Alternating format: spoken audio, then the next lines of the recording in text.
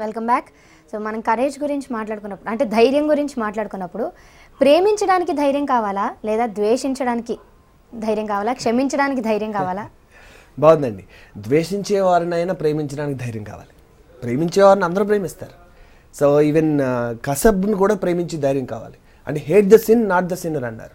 అంటే అతను చేసిన పనిని ద్వేషించు, పాపని ద్వేషించు, పాపాన్ని కాదన్నారు.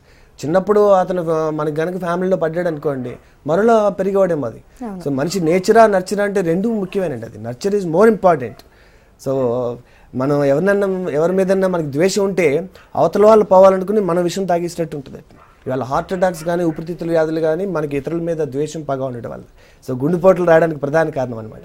నేను అరసవెల్లి శ్రీకాకుళంలో అరసవెల్లి టెంపుల్కి వెళ్ళినప్పుడు అక్కడ ఒకటి రాసిందండి, మనం ఎవరినైనా ద్వేషించినను, దూషించినను, ధిక్కరించినను వారి పాపములు కొంత మనకు చేరను, పైగా మన పుణ్యం కొంత